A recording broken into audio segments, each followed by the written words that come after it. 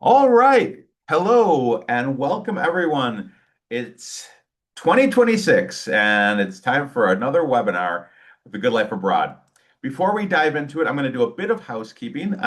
This webinar is being recorded and everyone who registered will receive a recording of today's webinar by email tomorrow. So be on your look into your email tomorrow for a recording of this, and then you can forward it on to any friends or whoever. We're going to be taking questions toward the end of the webinar. We will not be using the chat box in Zoom, and we will not be calling on people who raise their hand. Please use the Q&A button in the Zoom toolbar to submit your questions. We will only be looking at the Q&A box, so please use the Q&A button, and we'll get to as many questions as we can today. So thank you very much for joining, and away we go. First of all, I'm Andrew Motiwala. I'm the founder of The Good Life Abroad, and I'm here today with a special guest, Susan Barnes, who's one of our alumni who participated in our program in Florence, Italy. Susan, welcome. Hello, and thank you. Susan, can you just tell the audience a little bit about yourself and yeah, whatever you'd like to share? Okay, you may have to shut me up in a little bit. When you want me to stop talking, give me a signal. I'm Susan Barnes. My husband John was with me on the trip to Florence. We're both retired. I taught in a university in Tennessee, taught public relations and journalism, and my husband's a retired engineer. We've been retired 13 years. And when we started traveling extensively when we retired in 2013. We started out by spending a month in an apartment in Paris, not having a clue what to do or how to do it. So I wish Good Life Abroad had been around then. We would have learned a lot more. But we've learned a lot in our travels. We do a lot of independent travel. We've done 19 Rick Steves tours and have enjoyed every one of them. But we are now in our mid to late 70s and are beginning to feel like they're a little bit too strenuous for us. So that's why we were attracted to the Good Life Abroad, because you can do what you want to, or nothing if you don't want to. So that was really kind of attractive for us. We have a house in Tennessee, and right now we're at our house in Florida, although it's very cold here today, not like it is in Tennessee, but it's not comfortable here. Uh, let's see what else. We have one grandson, one daughter that live in Tennessee that we don't see often enough, and I guess that's about it. Travel is my hobby. If I have to stop traveling, I guess I'll just curl up and die because that's what I do for entertainment is plan trips. That's great. Thank you, Susan. Appreciate that. So before we get into this, I wanted to kind of step back and kind of explain a little bit why I started the Good Life Abroad. And I heard a lot of people I've been in travel industry for a long time, and I heard from a lot of people that, like the traditional tours is a lot of, on the bus, off the bus, moving from hotel to hotel. It just kind of like and what I heard from people was I'm retired or I'm semi-retired or I can work remotely, especially after the pandemic that became a thing, that I don't need to pack it all in such a short period of time. I have time. Time is what I have, and I would like to kind of soak in a little deeper. And what I also heard is a lot of people saying, I've always dreamed about living abroad for a month or two or three, or maybe permanently, or maybe for half the year. And so then we did some research and asked, like, so why aren't you doing it? And there's a lot of concerns people had. Well, I don't the language, and if something happens, medical, what if about the lodging? And one of the things I saw many people talk about is just like, well, I get lonely. The locals know if I'm here for a month or two, I don't know if I'm going to make friends, but if is there a way to like have some sort of sense of community and people to do stuff with, even though I want to travel on my own and explore independently, but it's nice to be able to meet up with some folks for dinner or maybe go to a play or a musical with some other folks. So that's sort of the genesis behind the Good Life Abroad. And so when we thought about all the pain points that people said, I realized one of the way we can solve for this is community. That's sort of our secret sauce, is that this sense of community and having people around you, and also providing a bit of a safety net to everyone. It makes this more enjoyable. It feels safer. You've got camaraderie. And then we have our local staff that's there to provide some insider knowledge and connections and also provide medical insurance. And basically, the idea is if we could make this idea of living abroad for a short period of time, turnkey. You just kind of have to pick a place, sign up for it, and we'll take care of everything from there. Um, so that's sort of the background. Now let's kind of get a quick overview for those of you who don't know much about the good life abroad. Maybe some people just sort of stumbled upon this recently. But fundamentally, what we provide in the program is your apartment.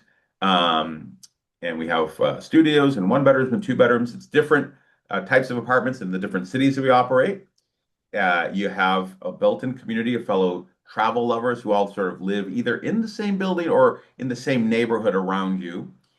You have a local community manager who's a support person who works for us, who's there in person, who's organizing activities and events, is also there to support you via text message, Monday through Friday, 9 to 5, and is also there suggesting things that are happening in town. Since they're local, they're kind of keyed into what's happening and are really a great resource to connect our community members to local events that are also going on. In addition, we provide travel medical insurance, and if there's some optional wellness program, if people wanted to join a yoga studio or do Pilates, our local community manager can help arrange those things for an additional fee there. So that's kind of a high level overview. Now let's talk about our types of programs. We have two types of programs. We have our 1 month signature programs. That's what we do. That's what we're known for. That's what we've done since we launched. Um, but we also do have a few of what we call our 2 week short stays, and we have those in a certain just 4 destinations at this point. And I'm going to talk a little bit about why we have those two types of programs. But I just want to kind of call that out. Basically, our signature programs are iconic cities. It's a 1 month minimum. You're in an independent apartment. You're not in a hotel. You sort of have this apartment. In some cases, there might be like a reception or a building manager around. In some cases, you really might just be in an apartment with a property management firm that's sort of not physically there. You have to contact or call if you need something, but it's truly kind of more living like a local in your apartment. Our short stays, because it's a shorter period of time, it's we stay in full service apart hotels. So think of a hotel building, but with apartments in there. So you still have an apartment, but if you need something, you call the front desk. I need towel. I need this. They're there. It's sort of like you don't have as much time to figure out all the local living stuff. When you're there for a month, you can figure out the grocery stores and the houseware stores, and oh, I'd like to buy some more hangers or whatever the case may be, because that's really independent living. In a short stay, it's a little bit more full service because you have less time, and also because we're in some smaller towns as well. Because in some small towns, a month might be a little much. So short stays allow us to kind of delve a little further outside of the major European cities. So that's a quick comparison between the two. Yeah, these are our 4 short stay destinations. We will be rolling out and announcing a few more short stay destinations later in the next month or so. I know London is not a small town. I know I mentioned small towns earlier, but London is a place where a lot of people do love, but are using it as a jumping off point to other parts of Europe. So that's why we offer London. In fact, that's kind of one of the interesting things about short stays. We didn't originally set out with the idea of let's offer a 2 week program just for people to go away for 2 weeks, because we're all about immersive travel. We're about living abroad. What happened was we saw a lot of our travelers would go do like a month in Lisbon. And we saw a very large number of them all go to Porto afterwards and want to spend some time there. And we thought, oh, we could have 2 weeks in Porto combined with 4 weeks in Lisbon, and you can link the programs together and have a 6 week experience, which is more immersive. Similarly, in Paris, we then offered a short stay in Nice. So you can kind of do a month in Paris and 2 weeks in Nice. Uh, Edinburgh and London. That said, you don't have to combine the short stays. You can do it as a standalone if you only have a short period of time. Obviously, we think the more time you spend, the more immersive the experience is. It's what we're all about. But so you can combine them, or you can link two short stays together. I've seen now people do 2 weeks, sign up for 2 weeks in Edinburgh and then 2 weeks in Nice, and make a little 4 week program of their own. So that's the short stays. I wanted to mention that. We have a couple other little like twists on our standard program. We have certain dates that are reserved for solo travelers. Mm. Um, that said, all of our programs are welcoming and inclusive for solo travelers. But we can't really predict how many solo travelers are going to be in a given group. On average, we'll talk about this later. On average, it's about a third, but we can't predict it. We don't really control how people book. So some people who are travelers say, "Hey, is there any time, any sessions where I know there will be all solo or a lot of solo travelers?" So we've earmarked certain sessions during the year as solo traveler sessions. If you go to our website, program types menu, and you'll see solo traveler sessions, and it'll lay out exactly which dates and which destinations are, we call them solo traveler sessions. So take a look at that. Something else I'll mention is we do have this option in many cities for bring your own housing. I know what a lot of people love about our program is that we go out and look for really great housing that has fits the needs of people 55 and older. But we know some people say, look, I don't mind. I like going out and doing that research. I like maybe I want something very specific. Maybe money's no object, and I want to go super high end. Or other people say, no, I'm on a bit of a budget. I'm going to go look for something more budget, maybe smaller. That's fine too, but you can still be part of our community. And I won't go too much into detail on this. We're going to do a whole webinar on bring your own housing, and we can happy to answer any questions in the Q&A later. Just wanted to mention that that does exist. Not many people take us up on that, but it does exist. So let's dive into the program now. So the apartments. All right. What we try to do is not be living smack dab where all the tourists are. We want to be a little bit out where actual local people live, where there's supermarkets. You can walk into a store and it's not just selling like, I heart Barcelona t-shirts. Like you can actually buy things that local people would live. Um, and we're going to have local services. And we want everyone in our group to be living within a 10-minute walk from each other. As I mentioned, sometimes it's all in the same building, but many times it's all in the exact same neighborhood. Susan, can you just tell us a little bit about your apartment and the apartments that other people in your group stayed in? Our apartment was absolutely stunning. It far exceeded expectations. The description of it said we had asked for a one bedroom, one bath because there are only two of us, and we were a late addition for a cancellation. So we ended up, our description said we had two bedrooms and two baths, I guess because that's who had canceled.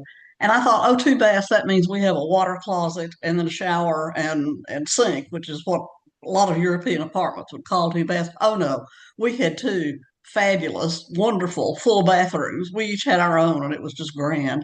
We had two full bedrooms. I wish I had invited our friend Jennifer to come over. I would have if I had known how nice it was. And I will say on the bring your own housing, we have rented lots of apartments in Europe on our own. Some are great, and some were not so great. I am assuming this is our first trip, but I'm assuming all of them are this great. It was the neighborhood, the Oltrarno neighborhood across the river in Florence was just wonderful. We felt like natives by the time we left. We had friends that we spoke to on the street, and we'd go by the restaurants we had been to, and the waiters would wave at us, and they remembered what we ordered, and the apartment was wonderful. And they come and clean every week. I don't clean my own house every week, but it was great that they came to clean every week. So, Yeah. That's a great point about the weekly cleaning. That is yeah, included in the program fee in all of our destinations. And I love also that, by living there for a month, right? Especially if you develop routines where you kind of go back to the same cafe, you really do get to know people. And I think yeah, that's a beautiful thing. yeah. We've made friends with the man that owned I guess it was his business and his home there on the corner from our apartment. As we had to go by it every time we left, and he was always sitting in his window working. So one day we just went in and asked him, "What do you do?" Well, he made custom made shoes. And he showed us around his place and showed us how he did the shoes. And then turned out the last day we were there, we went in this great little restaurant right around the corner, which you would never find if you were just doing the main drag walk up and down. And he came in, it was his restaurant. It was a family that owned it. He said, "Oh, I'm so glad to see you here." And oh, the food was amazing. I could talk all day about the food. So yeah, that's the advantage of being there long term and on your own time. Yeah, yeah. Yeah, great. So as you can see from the photos, they're I wouldn't say they're luxurious, but they're modern. They're almost all recently renovated, so they have modern amenities. Did yours have a kitchen? Can you describe what the kitchen setup was Had a like? great kitchen. Yeah, it really did. It had a microwave, which we finally figured out how to use. It was not that hard, but we finally figured it out. A nice small refrigerator, and a complete stove cooktop, and this cute little dishwasher that would hold just like one meal's worth of dishes. I hesitated to use it right at first, and I thought, well, it's there. Just use it. It was great. Had a dishwasher. Um, the only thing I might have wanted in the place was a small oven. We didn't have a real oven, Mhm. and I thought I would cook more than I did, but we did a couple of times, cooked in a couple of times. But yeah, the kitchen was just it was perfect, and we had to go to the grocery store every day, just like Europeans do. Mhm. We'd stop by on the way back and pick up whatever we needed. So it was we felt very native doing that. Yeah. Yeah, I think that's I would say from my experience, one of the sort of culture shock things people feel in our program, like, wait, why isn't the refrigerator big? Why isn't everything bigger? But you're right. It really kind of forces you into this European way of life. No, we're going to go to the fresh market every day or every other day and pick up some fresh food and we're going to prepare it. And it's kind of the opposite of going to Costco and coming in, Right. needing a whole pantry to store your supplies. You buy a bunch of stuff you don't really need, and then you forget you have it. I do that all the time. Also, that was great to hear about cooking because a lot of people ask us, oh, about the kitchen a lot. But what we found, and I don't know if, I mean, you said yourself, but maybe you knew some other people in the group, people end up not cooking quite as much as they suspect. What I've seen, and maybe you could speak to your own experience, was a lot of people, breakfast might be something light at home, or they go to a local cafe just to have that cafe experience and say good morning. Then lunch would be a nice meal out, and often there's leftovers. And then at Mhm. night they would maybe make a salad and heat up the leftovers to go with it, and sort of a light, nice meal in the evening before bed. But When we've traveled in Europe before, we found it's much more economical to eat lunch out. And if we have an apartment or a room where we can do it, just have a can of soup for dinner or whatever. yeah, So that's been one revelation to us in all our travels. yeah, yeah, that's very consistent with what I've been hearing. So let's dive into it. You mentioned guests. Yes, we do allow guests. That's a common question to visit. However, the program activities that are official, we ask to keep that just to the people who are officially part of our community members. That said, a lot of informal activities happen within the community, and your guests are welcome to go and participate with that. We do ask, just for legal reasons, that we register any guests that come because we, just like any hotel, the apartments require us to register people who are staying there for legal reasons. Okay, community activity events. So you got this apartment, you've got people in other apartments right around. Now, community activities and events, we do all sorts of different things. And what I'd say is the way we think about it is we don't try to include all of the most touristy things that you would do. In fact, that's not what we're about. We're not a tour fundamentally. What we try to do is create touch points for our community to come together and connect and also learn about the local culture and learn about the culture through its food, through its drink. We do include some walking tours. We include some cultural activities like cooking classes, or perhaps in some other cities in Florence, like an art workshop, or there's a lot of different cultural activities. Um, but it's not a tour necessarily. And I was going to show here, this is sort of the prototypical schedule. It varies obviously a bit city to city, but you can see that people arrive on one day, the next day we do an orientation in the morning. It's not arduous, just sort of to empower you to get ready and live that place. So cultural norms, safety, health, where's the supermarket, things like that. At night, we do a welcome party. We get to know each other. And then one thing that's consistent is we have a tradition at the Good Life Abroad called our Tuesday Lunch Club. And you can see that's every Tuesday, and it happens at different parts of the city. And that's intentional to get you out to see parts of the city maybe you wouldn't have discovered on your own. And also to learn about new foods. And of course, it's a time to connect with your fellow community members. Wednesdays, we do some kind of cultural activity. You can see there's a variety of things here. And Thursdays, we do a happy hour, happy to be 55 more. It's one of our other traditions we do. What's nice about this is not just it's drinks or it's a meal. There's a little bit more to it. And Thursdays tends to be when people are kind of talking about their plans for the weekends and adventures they're up to. And then Tuesdays, like, I haven't seen you in a few days. Tell us, it's like time to reconnect and hear what people have been up to. Now, that's it. On the short stays, it's a very similar schedule. It's just the first 2 weeks, and the happy hour or the farewell party is moved up to the end of the second week. So, for those wondering about the short stays, Susan, can you tell us about some of the activities you guys did and some things that you really enjoyed? I think the highlight of our trip was the cooking class that we did. We have, like I said, we've done a lot of Rick Steves tours, and they always have a cooking class on those tours. This is the best one we've ever done. It was so much fun, and we ate what we made. We made pasta, and I now have a bag of semolina flour in my fridge to think someday I'm going to have enough wine to get enough nerve up to try making my own pasta again. But that was fabulous. We loved that. We made our own leather belts in a leather work class. We painted. We went to a painting class. Um, I will say the one thing I regret that I didn't do, my husband did. Well, I guess he did the trip to Piastola, the out of town trip. We would do more of the organized, the optional activities. We didn't do any, thinking, oh well, we can do those on our own. But I think we would have enjoyed some of the places we went much more if we'd done the organized optional activity. So, and I heard a lot of rave reviews from our group about those, how good they were. So that's a tip. Do those if you can. Do as many as you can, or as few as you want to. But Yeah, thanks for bringing that up, Susan. Is that in most of our destinations, we do offer optional tours. So in the case of Florence, for example, I know that they have, these optional tours are just for our group. So it's mhm. it's not like open to the public. If you go on TripAdvisor, where you don't know, it could be like 50 people, random folks. This is our group, our friends. So I know that Florence, they do like a Tuscan wine tasting day, and Martina, our community manager, she's actually a expert in wine, so she loves doing that. They're totally optional. They're an additional cost, and you learn about exactly what optional tours are offered during the pre-departure process. So before you even go, you can kind of say, "Oh, I want to do this or that," and then you can kind of fit it into your schedule.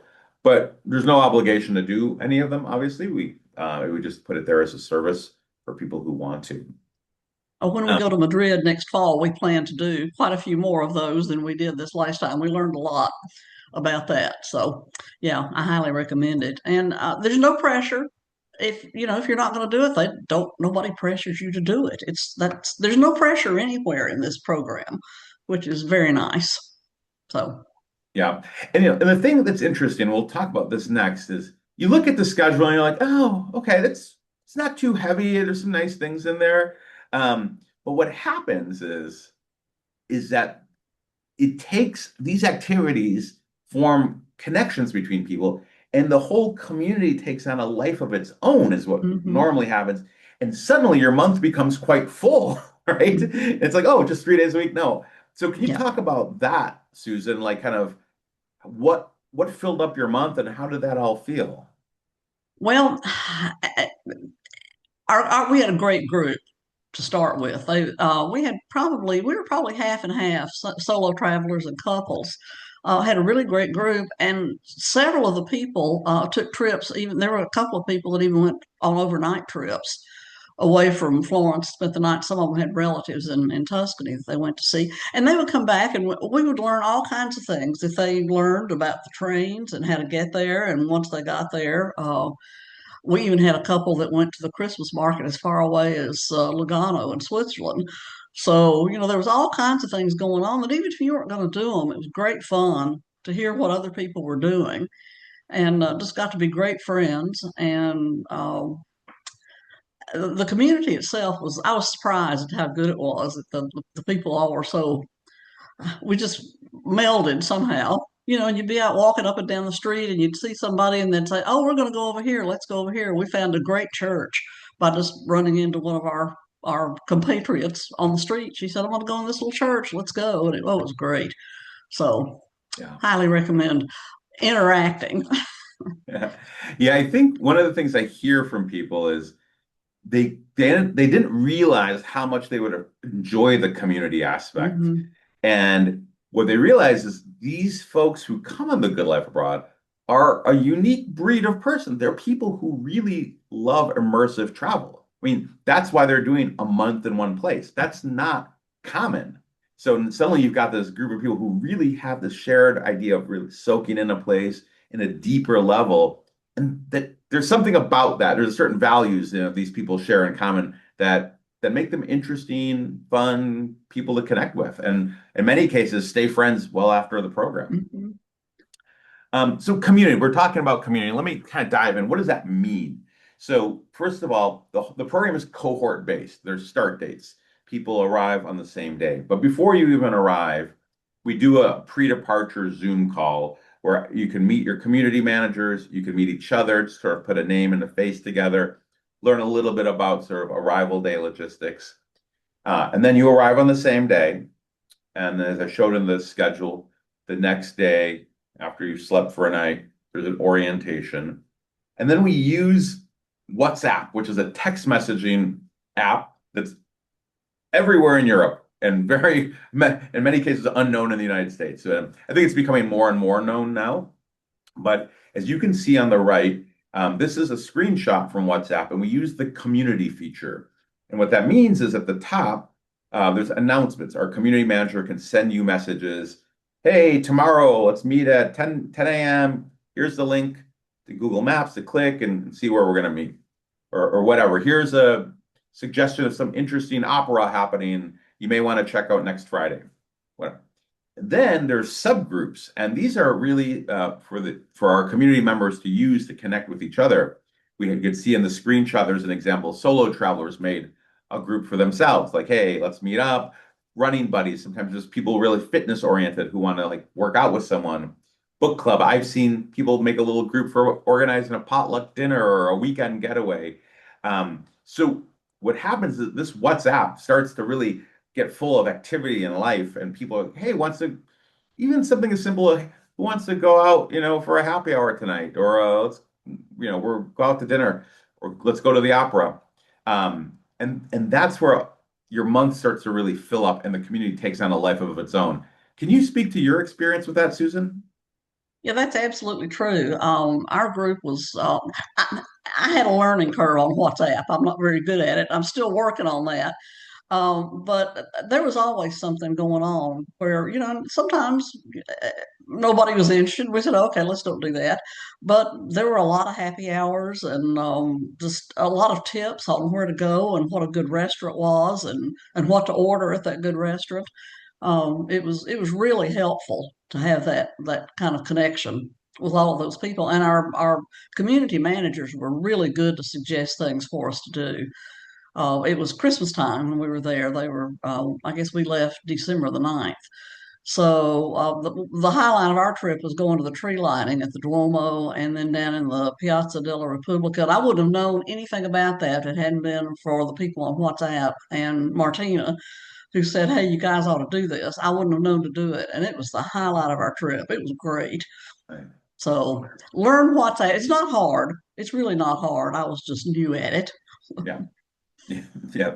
So yeah, let's talk about who's in this community. So on average, the group size is around 15 people. It can be, it's sometimes in those smaller groups like 10. 24 is a little extreme. 20 is normally the maximum. How many were in your group, Susan? Do you know? I'd say there were less than 20, somewhere around 17 or 18. Yeah, it sounds about right. The average age, I mean, it's a whole curve, right? Yeah, yeah. But if you did a spreadsheet with all the dates, people's and their ages, it averages out to 67 and a half. Was there a range in your group, Susan, or? Yeah, I think there was. I think we must have been, if we weren't the oldest, we were among the oldest people in the group. Okay. My husband's 79 and I'm 77. But I'd say we had some as young as the mid to late 50s. We had some 55ers. Okay. And then just really through the whole range of age groups, all very active. I walk with a cane. I was probably the least active in the group, but I get around really well. But that was a pretty good range. for us. Yeah, and as you mentioned earlier, about half your group was solo travelers, and Yes. on average across all of them, it's about 30% solo. And I know a lot of people who are solo travelers are worried, like, oh, am I going to fit in? Is it going to be all couples? Can you speak to what it was like in your group, Susan, for solo Oh, travel? just it. We all meshed just really well. We had, I think, four of the solo travelers, maybe more than, may have been five, in our building, and then there were a couple in one of the other buildings. But you would have never known that they were solo. I mean, we were just all together, and they did do a lot of things together. We had one man, and the rest of them were women who were solos. But they had a little group that went places and ate together, and kind of entertained each other. But that didn't mean the rest of us couldn't go too if we didn't want to. So. Yeah, yeah. Yeah, I think what I've seen is that because the nature of the program is about community, it's not just a tour, like entertain me. It's like actually we're participants in this community. Hmm. That people are very inclusive and welcoming and Yep. to everyone, solo or couples, it doesn't matter. Mostly we're from the United States. We do have a segment from Canada. I don't know if you had any Canadians in your We had group, a couple, yeah. you know and sometimes we get the random Australian or Brit who shows up. But the one thing that everyone has in common, I would say, is that they're interesting people. They've traveled extensively and they Hmm. enjoy cultural immersion because this is not something you do if you've never traveled before. You start out, you do a tour, you get to see a lot of things quickly, or you do a cruise, you see a lot of things quickly. For many people, what we see is they want to go back to a place that maybe they Yes. visited on a tour and say, I want to go deeper. Any thoughts on what? Yeah, I failed to mention when I was introducing myself. This is our third time in Florence. Ah, okay. And we really, let's say we've been on one tour, one Rick Steves tour that started in Florence, and then we were in Florence on our own several years ago. And we said, Florence, I don't know. We've already seen we've seen the David, we've seen the Pitti Palace. Let's just try. Let's just do it. It was a completely different experience than we've ever had. We are so glad we did it. We went places that we wouldn't have had time to go on any of the tours. In the Oltrarno neighborhood, we had walked over there to go to the Pitti Palace when we were there before, but that's not the same thing as living there. Yeah. And it was a delight. I would go back to Florence again and stay another month. I really would. Mhm. Yeah, I think what you're saying is so right on. And a lot of people say to me, "Oh, I've been to all the cities you're in." I'm like, "Well, you haven't been there for a month. It's a Mm-mm. very different experience than Right. being on a tour and seeing the greatest hits." So let's keep moving along. Our community managers, we've referenced them a couple of times. They really wear multiple hats during a program, right? They provide orientation, they organize the events and the activities. They're they're helping. They're actually meeting with each of our people to learn about what you are interested in, who you are, and then helping you make the most of your month. It's one thing to just say, "Oh, I know what I like. I'm just going to go on TripAdvisor or Google and find out." People, the random strangers on TripAdvisor or Google or whatnot, they don't know you. They don't know who you are Mhm. and what your abilities are and your interests are and kind of your demeanor. Whoops. And our community managers do. They spend time to get to know you and then help you make the most of that month. And they're there during all the events so that you can chat with them and ask questions, but they're also available using that WhatsApp text messaging Monday through Friday, 9 to 5. So, oh, hey, I've heard stories like I think I got on the wrong subway stop in Lisbon. Like, how do I get back? Okay, I got you. I'll bring you back. They're just nice to know there's someone out there who's looking out for you no matter what happens, and they're sort of a support. Can you speak a little to the community managers in Florence and your experience? And how did you interact with them and work with them? Oh, well, they were great. I felt like I had known them my whole life the time we left. Um, Giacomo led us on a walking tour of the architecture in Florence, and it turns out he's an architect, so that made it really, really interesting. If you think you have seen the Duomo, you haven't seen it till you go with Giacomo.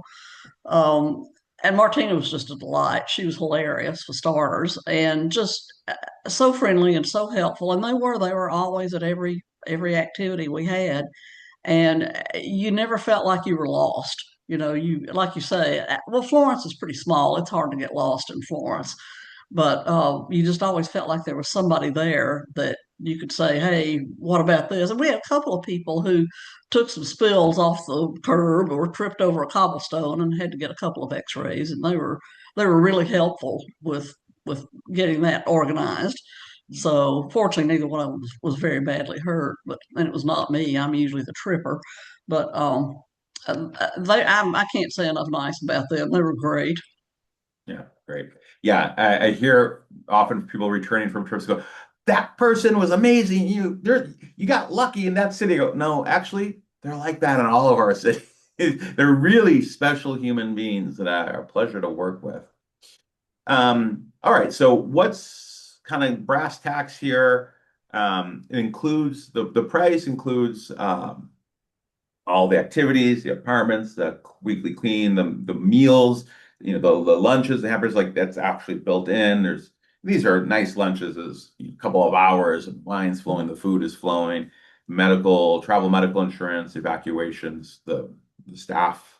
It does not include your airfare, your transfer from the airport, um, phone if you want groceries, optional tours, weekend travel. Some considerations. I'd say this, just to be really clear, I've said it before, this is not a tour. Things move a little more slowly than you might be used to in the United States or in Canada. Since it's not a tour, we don't pick you up in a bus and take you places. There's a lot of walking, public transportation, especially in the bigger cities. Florence is pretty small. There is a bus that goes around, but Lisbon and Paris, London, we do teach you how to use the public transportation. We'll actually do a ride together, but it's on you to get places. This is really about living like a local. Um, and again, visitors may stay in your apartment, but not participate in the scheduled activities. So, Susan, like, what are some other things you think people should be mindful of or thinking about to decide whether the good life abroad is right for them or not? Well, I think you have to be a little bit independent and adventuresome. As I say, we've traveled a lot and been on a lot of guided tours, which we've really enjoyed. I'm not saying we didn't enjoy those. We did. They were great. But if you're a little bit timid and afraid to go out, say at 8 or 9 o'clock at night on the streets of Florence and go get a drink or go over into the city to see what's going on at the piazza, if you need somebody to hold your hand and walk you around, this is probably not for you. But if you got a little bit of a sense of adventure, I'd say this is absolutely for you. I had made a note to be sure and talk about the walking, that be prepared to walk, bring good shoes. And like I say, I walk with a cane. I've had it for about 6 years, and I got around fine. I didn't have any problem at all because I could climb steps if I wanted to. And unlike some of the organized tours we've been on, the only option was to climb 285 steps to see whatever it was we were going to see. So I just didn't do it. So it was an option for me, and it worked out fine. It was great. Yeah, let's talk about mobility a little bit. So, for people who have maybe more limited mobility, what kind of like who do you think would have trouble on a program like this? I think if you're in a mobility scooter of any kind, I think that's a problem in Europe, whether you're on a tour or on your own or whatever. It's not it doesn't comply with the ADA. So that would be a little bit of a problem. Like I say, with my cane, I was fine. Our apartment was on the first floor, which in Europe is actually our second floor. So we had some steps to go up. It was all right. I could do it up and down every day, and um, had my husband to carry my bag, so it worked out just fine. But I'd say if you need a wheelchair or mobility scooter, you're not going to be able to do much in Europe no matter what mode of travel you pick. Yeah. So, or it's going to be frustrating for you. We tell people you should be able to walk 2 miles on uneven surfaces. Yeah. I think that's sort of a minimum, and you do need to be able to walk up probably at least 2 flights of stairs. A lot of Hmm. places don't have elevators, Right. um, and so it's at least a couple of flights. You might not have to do 285 stairs, but you should be able to do. And you, like you said, it's not necessarily us. It's just kind of how things are in Europe that it's not ADA compliant, and Right. and because this is an independent program, it's sort of on you to get around. So I just encourage people to think about whether it's right for them. I don't think this is a program that's for everyone. I also don't think this is a program for those who don't like being pushed outside of their comfort zone, right? I mean, you have Right. this apartment, you're kind of on your own. It's like, wow, this apartment is not like an American apartment. Right? There's a lot of differences. I mean, you sound like yours was great, but I'm sure there were some differences. And some people don't want to be uncomfortable in any way on holiday. And for those people, I do say, I stick with a hotel. That's what hotels Yeah. are. Go to the Four Seasons. I promise you, you won't be uncomfortable. Come to the Good Life Abroad. You will be pushed a little bit out of your comfort zone Mhm. and you'll have to adapt and adjust. And I think that's actually the beauty of the program because part of personal growth comes from, I'm not getting philosophical here, but personal growth comes from pushing yourself out of your comfort zone, adapting to it, learning, and growing as a result of that whole process. It's what I think makes immersive travel so gratifying. Well, it's kind of rewarding once you've figured out your own train schedule and you've gotten on the train and you've gone where you want to go and you get back and you think, gee, I did that all by Exactly. myself. So very rewarding to find out what you didn't think you could do, but you can. Exactly. That confidence that comes. And it's nice to have the safety net, or we're kind of a safety Right. net, but you can learn and grow and gain Mhm. confidence.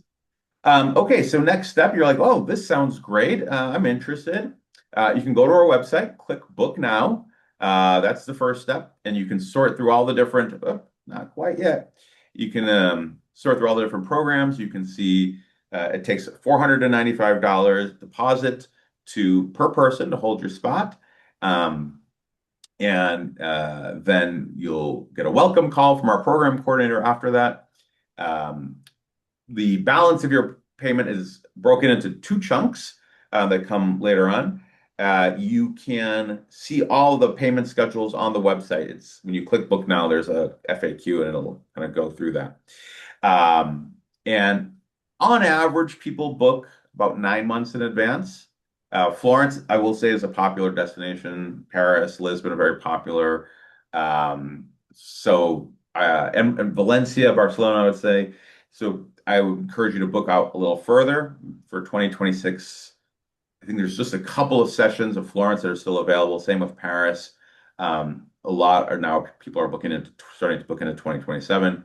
Some of the other cities, the smaller cities, still have space in 2026. But don't give up hope. But get on the waiting list. We were on the waiting list for about, I guess, about 6 weeks maybe, Okay, yeah. and got notified in June that there was a space in Florence. So go ahead and get on the waiting list. Don't give up on it. That's a great point. And I would also say if you have some flexibility, if you're like, oh, I want to go to the city and I see that it's sold out, get on the waiting list for sure. But if you're like, I'm flexible with dates, or maybe I'm flexible between a few different cities, contact our office. Set up a time to speak with one of our coordinators, and they can look and see where there's availability and kind of give you some different options as well. So they're a great resource. Um, Actually, before we get into Q&A, so you can start thinking about your questions. But Susan, can you tell me, you've been saying a lot of nice things about the program, but any challenges or difficulties or things you wish that were different, or maybe it was fine for you, but maybe for some other people that might be not as great?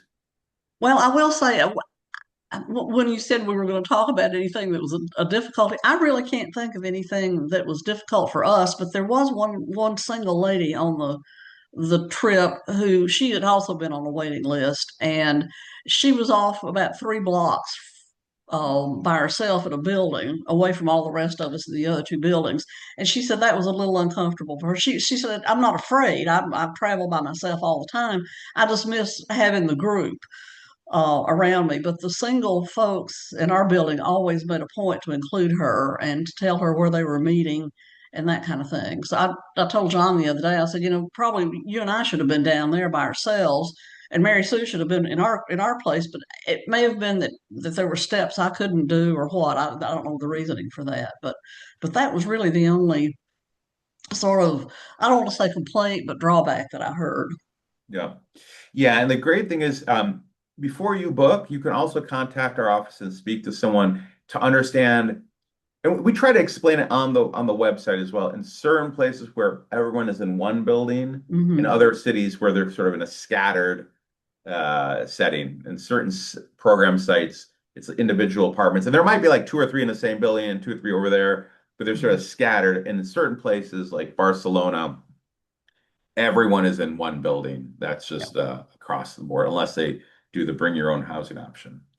All right, Well, and like I so say, Florence is a small town. It really is. It's not very big, so you're not far away. But in some of the cities, you might be. So, yeah, yeah. And most all cities we try to be within a 10-minute walk. It sounded like this woman in your group was about 3 blocks away, so not that hmm. far, but we try to keep them pretty close to each other. All right, let's move to Q&A. As I said in the beginning, let's use the Q&A button in the Zoom toolbar to submit questions. Don't raise your hand, don't write in the chat. Use the Q&A button, and that will pop some questions up that we can address. So let me look at some of these questions. What first one? What differentiates your program from the one offered by the Smithsonian? I honestly don't know what the Smithsonian program offers, so I can't speak to that. Susan, are you familiar at all? Not, I've read about those. We have not known anybody who's done one, but I have checked them out before, thinking, well, this might be something different for us to do. They sound very interesting, but they're very pricey, Yeah, I and know you don't have the Smithsonian tend to be option of the considerable. optional activities. It's there. You've paid for it, whether you want to do it or not. But I'd say it's excellent. I can't imagine that it wouldn't be. Yeah, I think that's what I've sort of heard. I don't know it personally, is that there's maybe a bit more structure and a bit more activities, Mhm. and it commensurately more expensive, but I don't really know the details. So that's as best as we can do. Next one. I've been retired for a couple of years, want to travel mainly Europe, want to live in one place. Goals. My goal is to have a base and then move by train to other European cities. Yeah, Yeah. I think that's a Susan, you want to take that one? Yeah, we thoroughly meant to do that. We even had our cities that we had been to before that we wanted to go back to. We had a wine bar in Lucca that we were just dying to go back to. I don't know whether we got lazy or what the problem was. We just didn't do it. But it's very easy to do. We're already planning for our Madrid trip this coming fall, the places that we'd like to go on day or overnight trips from there, Segovia and Avila and some of those places, Toledo. So yeah, it, trains in Europe are so easy, and it's you can go early in the morning, come back late that afternoon for a day trip. It's or bus. We've ridden buses all over Europe. Yeah. So yeah, that's certainly easy to do. Look around and see what you could get to for a day. I would say there's probably, I would guess a third of people, from what I hear, uh, about a third of people on the weekends go overnight to different Mhm. towns, and they Yeah, sort of use us as a home base and are off exploring on the weekends and kind of come yeah, back. So about a third. yeah. I'm Um, gonna kick myself in the butt and make myself go from Madrid. but you also having such a good time in the city. I think Oh, it's we like nice to just, were. It was it was soak it just in. we didn't want to leave. All right, we received an email saying you're expanding the 2-week short stay program. Do you have any details on that yet? I wish I could have some breaking news on this webinar, but I don't quite yet. But very soon, we will be expanding into probably 3 new cities, and it'll be coming up very, very soon. So just check your email when you get it from us. We'll make sure you know. Did Susan Barnes speak Italian when she got there? No, I have to tell you, I took 6 quarters of Italian when I was at the University of Tennessee back in the dark ages. And I can do a few words, but that's it. And even when I do with my southern accent, they look at me like, what? So no, Um, yeah, but can you speak to this idea around, is there a language barrier, or how did you no, manage? No. no, we've been all over Europe for extended stays, and we have never run into a language barrier anywhere. Sometimes out in the smaller towns you might, but certainly not in Florence. Not anywhere in Florence. No, no. Yeah, if you know buongiorno, buonasera, and ciao, you're in good shape. Yeah. And grazie. Always remember to say grazie. Grazie Uh, mille. Do the apartments have elevators, air conditioners, and internet? So I think let me take that one to start. Air conditioner, internet, yes, in all of our cities. Air conditioning in almost all of our cities. Paris is a unique, complicated city to work in. So Paris, no air conditioning, but I believe in all of the other cities we have air conditioning. Elevators, that varies a bit. In Florence, this is a medieval city, Mhm. and we're in a restored palazzo. I believe did not have an elevator. No. It's a four-story building that does not have an elevator. In Florence, we do have another program site on the other side of the river um, that is new for 2026, and that is a more modern building. I don't think it has the charm of the old restored palazzo, which I do like, but this is a very modern, slick building, but that does have an elevator specifically because we've been asked by a lot of people, hey, I really do need an elevator. I can't do the stairs. So we have this other option. In most cities, if you're not on the first European, meaning the second for Americans, if you're not either on this one flight up or two flights up, then we make sure you have an elevator. Paris, for example, Paris, these are very old buildings as well. Many of them don't have elevators, so we only use the apartments up on what Americans would say the second or third floor. That said, when you book and you meet with your program coordinator at the very beginning of the process, you can mention if you have any sort of mobility restrictions and say, hey, look, lower floors, ground floors, preferable or absolutely necessary. We can guide you. And we might say, hey, this is the wrong city for that. Maybe we need to switch programs. Or they can say, okay, I see we have a ground floor apartment, and we'll make sure that you're in that one, and et cetera. I would like to point out Yeah. that reminded me to say that in our apartment building, which, as I said, we were on the first, second floor, the laundry, the washer was down some fairly steep stairs into the basement. And we all kind of checked it out, and the washer was slow, and the dryer was even slower, but there was a laundromat. I counted, it was 45 steps from our front door. And we had more fun at the laundromat than we had in a lot of other places that were tourist attractions. It was just great fun. I got to show somebody how to use it. And so that was not a problem. That's great. Um, do your programs attract people of color? I would say it, our programs attract people who love to travel. And I mean, I've been on a number of programs as people of, I mean, Asian, Hispanic, African American, gay, straight. I mean, it's a very, Susan, I don't know if you want to speak to that, but what I've seen is that regardless of who you are, it's also always a very welcoming community.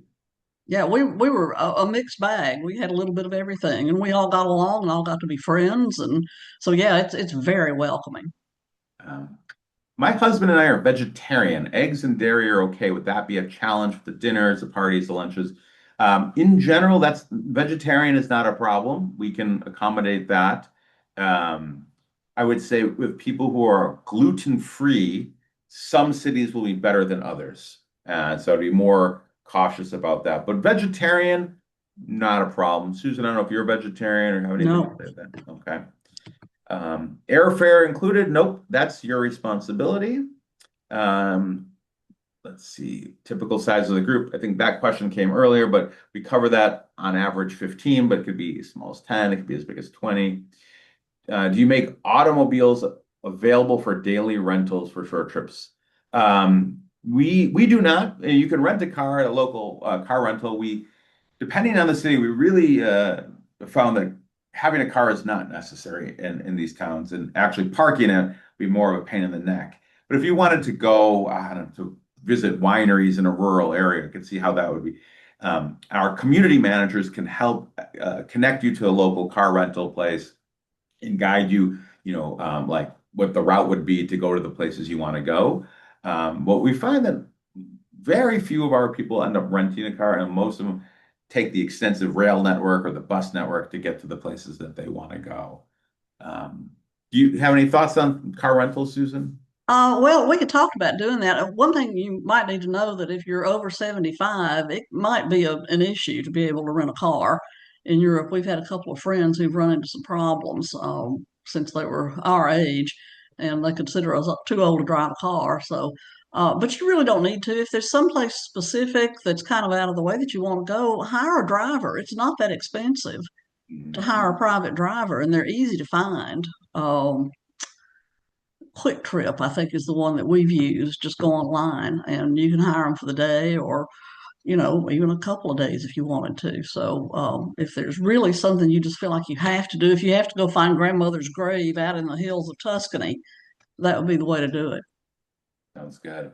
What happens after hours on weekends without access to the community manager? So the community managers are human beings with families, lives. So they have set hours when they're on. That said, they're also there living, and if there was an emergency, you could contact them after hours. They do see the messages. They've been, they try to just block it so they can go live, their lives and be with their kids and their family after hours. But if there was an emergency, they will all tell you, please just call. I would not, if it's a truly emergency, don't send a message, call if someone, is hospitalized or something like that. Now, an emergency is not what wine pairs with my, my pasta. That's not emergency. You're on your own for that one. But they are there for emergencies. Um, the travel medical insurance that's provided, that is a question in here, is up to $100,000. That it serves as your primary, can serve as your primary insurance while you're traveling. And the way that works is you pay upfront on a credit card, keep your receipts, keep everything from the hospital, and you submit the claim back home and for the reimbursement. Now, that said, I know it sounds scary to pay upfront, but going to the hospital in Europe is nowhere near as expensive as it is in the United States. I actually twisted an ankle. I didn't know what happened. I twisted on a stone and I went in and got an x-ray, and I think I was there for like, a few hours. The whole thing cost me like $60. Not even going to bother with the insurance at that point. Yeah, John and I are experts on hospitalizations in Europe. We've both been in. John was in for 3 weeks in London a couple of years ago, and the medical insurance is great. It's just amazing what they will do for you. Yeah. So that was one thing that attracted us to this program is that was included. Are gratuities expected for the program for our community manager, house cleaners, etc.? Um, Definitely not expected in the sense of like every time you step somewhere, you got a tip, tip, tip. Susie, maybe talk about your experience a little bit. Yeah, that was one of the questions we had for, I think Mary Sue, who I mentioned a while ago, was I think the only person on our tour or our trip who had been on Good Life Abroad before. So we asked her about it. And she said, yeah, it's appreciated. You don't have to, but it's appreciated. So of course, we did tip our community managers and our trainee, Sylvia, who was in the group, just because you wanted to. They were just such good people and provided such good information. And the people who came in to clean were just really nice people. We left them modest. It was not a lot of money, but we did at the end of the stay. Yeah. What I hear from people, because again, it's not mandatory, it's not expected. It's not like some tours where the guide is literally living off the tips. We pay our people a salary for their work. And what I've heard is for the month, people give somewhere between $50 to $100 per person, Yeah. somewhere in there. Um, can we request an elevator with a elevator billing? Yeah, so I'd say if you have mobility issues, I would talk to our staff before you book and say, walk me through what the housing is like in this city. In Florence, for example, it's a medieval city. This is gonna be a little more challenging. As I mentioned, there's one program site that has it, so we can guide you to the right place for you, right? Our staff know what the buildings and apartments more or less are like in all of the cities. We can guide you. Do you have any plans to expand to Ireland or Scandinavia? Um, okay, I can't promise anything right now, but let's just say there's a very high likelihood we'll do something in Ireland, and it'll be announced with in the first quarter of this year. Okay. Um, which cities do the short stays versus the month long? If you go on our website, if there's a menu that says program types, if you click program types, short stay, you'll see the four that are there. And if we add more, they'll be there. Or if you go and click book now, there's now a little toggle where it says show month long, show short stays, or show both. And it'll filter out the cities. So it's if you click book now, you can be able to sort. Laundry in most cities is in Europe, for example, is we have washing machines either in the apartment or in the building in most cities. Dryers are rare in Europe, so you use drying racks. In the case of Florence, there was a kind of a laundry room down in the basement. But as Susan said, there's also the laundromat around the corner. When I'm traveling, I just prefer to go to the laundromat, have it done, quickly. It's quicker, a lot Yeah. quicker. Or if there's a service, sometimes you can just drop it off and pick it up the next day, which I'm pretty lazy, so I prefer to do that. Uh, I'm 53. Do I have to wait until 55? We're not super strict about that. What we try to communicate is that this is not a program for people. Most of our people are retired or semi-retired at this point. This is not going to be a group full of people who are working abroad all day and just on their computers. It's definitely not a program for bringing your kids along. This is older folks who've got some time and really want to soak it up. But if you're like, this sounds like my crowd, you're welcome. Um, uh, what city is available in Germany? We currently don't have anything in Germany. We do have Vienna, Austria. Well, I see pictures of my part. I'm going to move fast because we're already past the hour. Yes, you about 3, 4 months prior will give you your specific apartment. Your program coordinator will work with you throughout the entire pre-departure process. It might be less if you come in maybe as someone canceled and there's something open up. And so you might not have quite the same advanced notice time. I'm just trying to get to as many questions. I don't think we're going to get to all of them. Can we assist from transfers to and from the airport? There's a company we've partnered with that can help with booking plane tickets and also airport transfers. There's also just companies out there that specialize in airport transfers. We can connect you to our partner if you wanted help with booking plane tickets and wanted the transfer taken care of. Um, quick, I'm going rapid fire here. Deposit, yes, the deposit goes towards your remaining balance. Um, Travel, okay, is it travel insurance, travel medical insurance different for US and Canada? Uh, we have to do something different on the back end. Um, we have to register you differently, but it's still the travel medical still covers you in if you're Canadian. Um, okay, the 2 week program concurrent. In most cases, the 2 week and the 4 week can join together. They're sequential. In some cases, they overlap because we'll run many month-long programs, one right after another. So sometimes they overlap. Yeah, I would. There's one person saying you're not going to get to all the questions, and that's becoming obvious. Please contact our office. Send an email to info at thegoodlifeabroad.com. Send an email, and someone will get back to you within one business day. If we didn't get to your question today, I apologize, but you can always contact our office. The other thing, and someone is asking about this here, which is a great question, is there a blog or forum where travelers talk? Yes, you can ask us for about questions, but you can also please join our Facebook group. We have a Facebook group. It's called the Good Life Abroad Community. And in there is like thousands of past travelers or aspiring people, travelers with Good Life Abroad, who can all share experiences and people ask questions, people share photos from their trip, people show photos of their apartment. Um, and so you can go on there and you can see all, talk to people specifically there. So I would encourage you, if we didn't get to your question, either go to our Facebook group and ask hundreds of thousands of, or, I think there's a few thousand people in there now, or contact our office, send an email, info at thegoodlifeabroad.com. Susan, you've been very generous with your time. Sorry, we've gone past the hour, but we appreciate it. Any parting thoughts? I just do it. When you said Ireland, I'm thinking, okay, if my husband were in this room right now, he would be signing up if it were possible. So yeah, we do it. It's the most fun we've had, and like I say, we've been traveling a lot in a lot of different ways, but we loved it.